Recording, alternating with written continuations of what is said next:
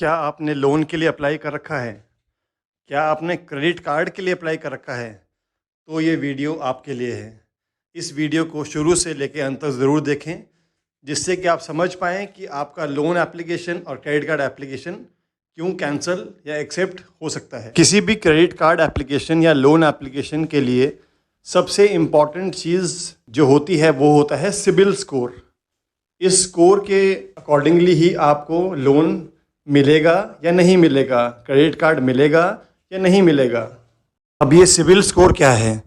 CIBIL का full form है credit information bureau India limited, जो एक ऑथराइज्ड एजेंसी है रिजर्व बैंक ऑफ इंडिया द्वारा, जो आपका क्रेडिट स्कोर कैलकुलेट करता है। सिबिल का अर्थ मूल रूप से आपको एक सिबिल स्कोर प्रदान करके आपकी उधारी लेने की क्षमता को मापना है। अब इस सिबिल स्कोर का क्या अर्थ है? आपका सिबिल स्कोर 3 अंकों की एक संख्या है जो आपकी क्रेडिट रिपोर्ट को दिखाती है। सामान्य सीमा होती है 300 और 900 के बीच में, जहां 300 सबसे कम है और 900 सबसे ऊपर। आमतौर पर 700 और 749 के बीच का स्कोर अच्छा माना जाता है। ऐसा कहने का मतलब है 750 से अधिक कुछ भी उत्कृष्ट माना जाता है और आपके उधार लेने की स्वीकृति की संभावना बढ़ जाती है। अब ये सिबिल स्कोर सिर्फ बैंकों तक ही लिमिटेड नहीं है। क्रेडिट कार्ड कंपनियां, उधारी देने वाले फर्म्स और गाड़ी के लोन देने वाली कंपनियां भी इसका इस्तेमाल करती हैं आपकी उधारी लेने की क्षमता और उधारी चुकाने की क्षमता को देखने के लिए। अब बात करते हैं सिबिल रिपोर्ट की। किसी भी उधार देने वाली कंपनी के लिए सिबिल रिपोर्ट एक बहुत ज़रूरी डॉक्यूमेंट है, जिसमें देखे बिना वो आपका लोन अप्रूव नहीं करते। सिबिल रिपोर्ट में होता है आपका सिबिल स्कोर, आपकी उधारी लिए हुए हिस्ट्री, आपकी उधारी चुकाने की हिस्ट्री, आपकी पर्सनल इन्फॉर्मेशन, आपकी नौकरी की डिटेल्स, आपकी सैलरी की डिटेल्स, आपकी बैंक अकाउंट डिटेल्स और आपकी कॉन्टैक्ट इन्फॉर्मेशन। आपकी सिबिल रिपोर्ट का एनालिसिस करने के बाद उधारी देने वाली कंपनी ये निश्चय करती है कि आपको उधारी देनी भी है या नहीं, और अगर देनी है तो उसकी टर्म्स एंड कंडीशंस क्या रहेंगी। आपकी सिबिल रिपोर्ट जनरेट करती है एक कंपनी जिसका नाम है ट्रांस यूनियन सिबिल, जो एक क्रेडिट ब्यूरो है, और उसको इन्फॉर्मेशन मिलती है अलग अलग उधार देने वाली कंपनियों से जिनसे आपने लोन लिया है या फिर आप क्रेडिट कार्ड ट्रांजेक्शन्स कर रहे हैं। उधारी देने वाली कंपनियां ये डाटा ट्रांस यूनियन सिबिल को रेगुलर इंटरवल पे देती है, जो अक्सर 30 से 45 दिन होता है। आप अपने सिबिल स्कोर को एक बैटिंग एवरेज तरह समझ सकते हैं। अगर आपकी बैटिंग एवरेज है 50 रन से ऊपर, तो इसका मतलब है कि आप कंसिस्टेंटली 50 रन तो बनाएंगे ही और आप एक अच्छे खिलाड़ी हैं। उसी तरह अगर आपका क्रेडिट स्कोर ऊंचा है, इसका मतलब है आपने उधार तो लिया लेकिन आपने उसे चुकाया जिम्मेदारी से। अब आपके मन में एक सवाल आ रहा होगा कि सिबिल स्कोर क्या एक इंडिविजुअल को ही मिलता है? तो ऐसा नहीं है। सिबिल स्कोर बिजनेस फर्म्स को भी दिया जाता है, और अगर बिजनेस फर्म्स का सिबिल स्कोर कम है तो उन्हें इन्वेस्टमेंट अट्रैक्ट करने में दिक्कत आती है। सिबिल स्कोर रेंज क्या है?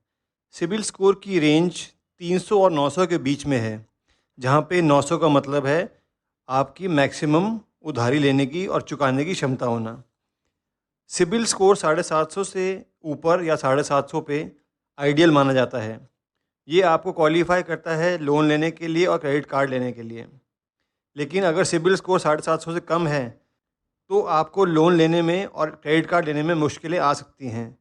आपको लोन ऑफ़र भी किया जाएगा तो हायर रेट ऑफ इंटरेस्ट पे, या फिर हो सकता है आपका लोन एप्लीकेशन रिजेक्ट ही कर दी जाए।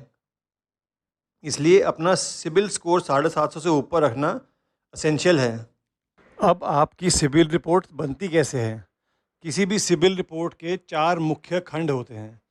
सबसे पहला है आपकी क्रेडिट समरी या आपकी उधारी की सारांश। इस खंड में शेष राशि के विवरण के साथ साथ आपके पास अतीत में या वर्तमान में मौजूद क्रेडिट खातों के प्रकार के विवरण लिखे होते हैं। आमतौर पर खाते की जानकारी को क्रेडिट कार्ड जैसे परिक्रमी खाते, कार ऋण जैसे किश्त खाते, अचल संपत्ति खाते जैसे गृह ऋण या संपत्ति के खिलाफ ऋण, साथ ही किसी भी संग्रह खाते जैसे खंडों में विभाजित किया जाता है। दूसरा खंड होता है खाता इतिहास या अकाउंट हिस्ट्री।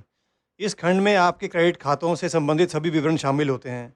इसमें ऋणदाता का नाम, आपके द्वारा उधार लिए गए ऋण का प्रकार और राशि, खाता संख्या, खाता खोलने की तिथि, आपके द्वारा अपना सबसे हाल का भुगतान करने की तिथि, वर्तमान शेष, और एक मासिक रिकॉर्ड। आमतौर पर अधिकतम ऐसी जानकारी शामिल होगी। तीसरा खंड है पब्लिक रिकॉर्ड या सार्वजनिक रिकॉर्ड।